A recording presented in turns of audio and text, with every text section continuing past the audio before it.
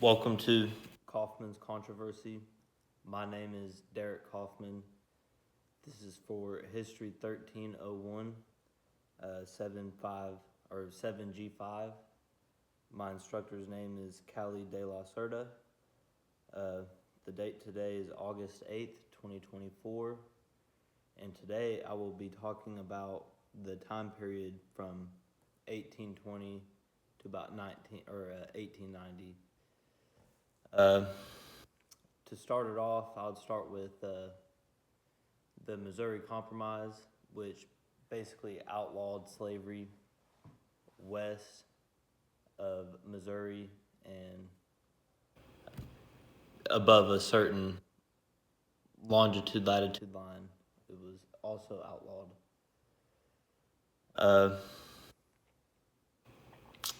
The Missouri Compromise started a lot of controversy for slave owners who obviously wanted to keep the slaves. 1821, Mexico gained independence from Spain. This was completed through a couple years of war and the Treaty of Cordoba,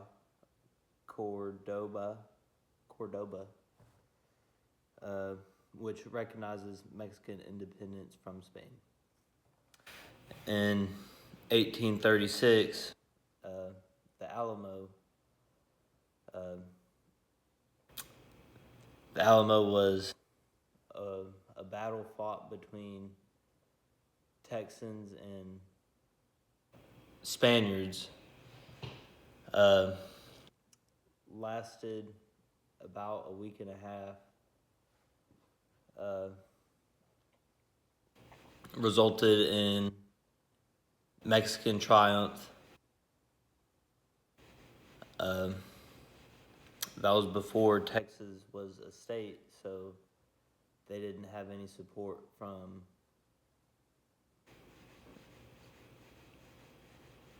the other United States of America.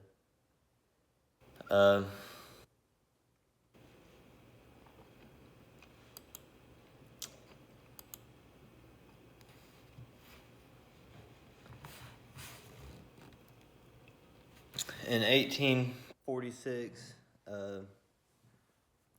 the Mexican-American War was started. It lasted 2 years, from 1846 to 1848. Some of the main causes for this war was the annex of Texas in 1845 and border disputes. Some major battles of the war were Palo Alto, Buena Vista, and Chapultepec. This war was resolved with the Treaty of Guadalupe Hidalgo. America gained a couple states from this treaty. Some of the major ones are California, Texas, New Mexico, Arizona, Nevada, and Utah.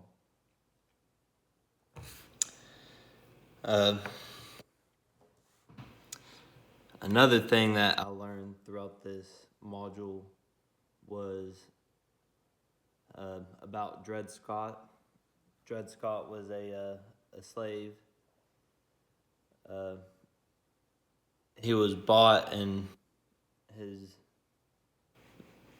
the guy who bought him took him to Wisconsin, which is a free state. Since he was born in America, and he was then in a free state,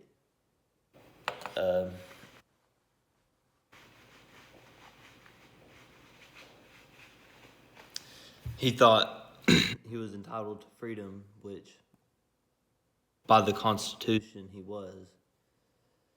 But the Supreme Court in 1857 ruled that a slave who had resided in a free state was not entitled to freedom, and that African Americans could never be citizens of the United States. Uh, this decision was overturned by the 13th and 14th Amendments, which abolished slavery and granted citizenship to all people born in the United States. Uh, After that, the next big thing was the Civil War. Uh, the Civil War was a war fought between uh, the United States, the people of the United States of America. It was mainly between the North and South. The North was the Union, and the South was the Confederacy. Uh, this was also this started after 11 states seceded. Uh, the reasons they seceded were mainly because of slavery, but also because of states' rights. The states thought that they should be able to decide for themselves whether they're a slave state or a free state. Uh,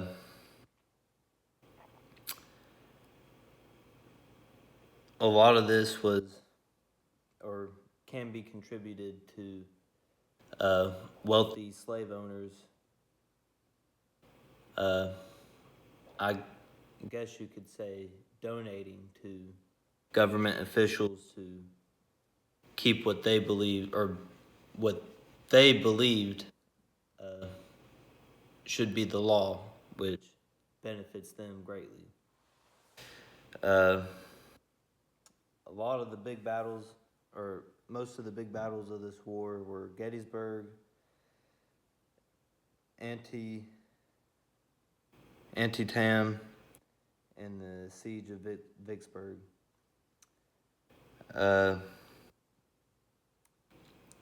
Between this time period of 1861 and 1865, we got the Emancipation Proclamation in 1863, which was signed by President Abraham Lincoln at the time.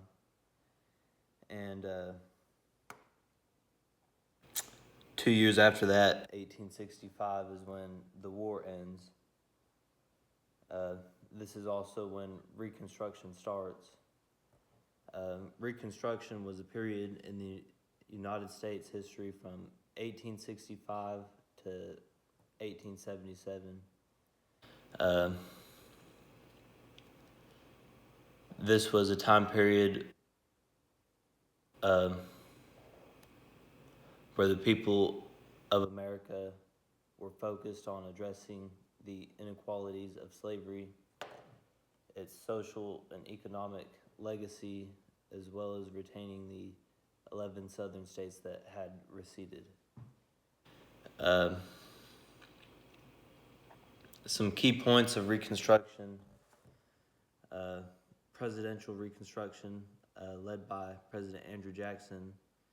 This phase aimed quickly to restore the southern states and merge them back with the Union. And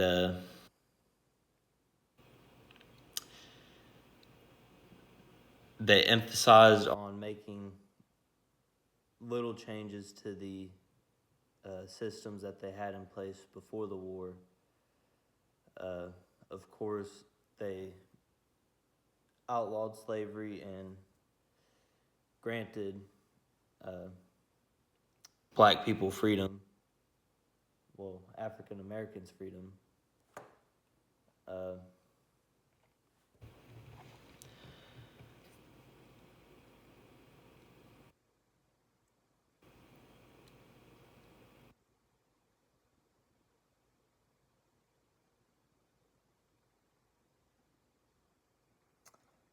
This era concluded with the Compromise of 1877, which resulted in the withdrawal of federal troops from the South and the end of efforts to enforce civil rights protections for African Americans.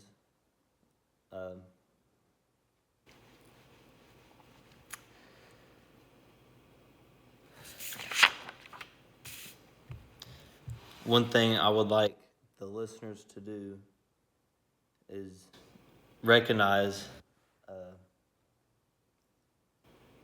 what's happened in history before and what has caused us to go to war and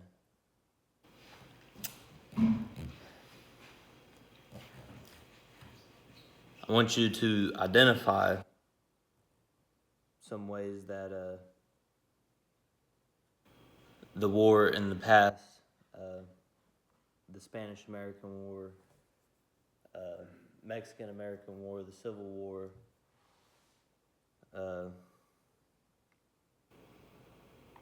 recognize some ways that it could have been avoided or lessened. I also want the listeners to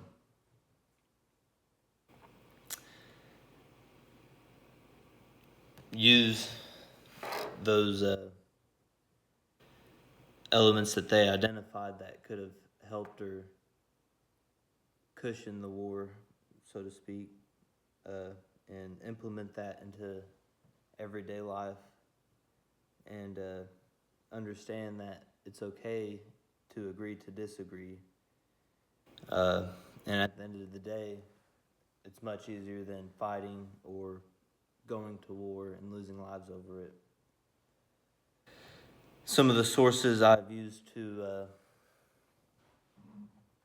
gain the knowledge that I have, the first one is by David Emery, the book America, A Narrative History, the 12th edition. Some very good information in there. Another source that I used was Crash Course. It's a YouTube channel. They post pretty informative videos that are fun to watch, so to speak.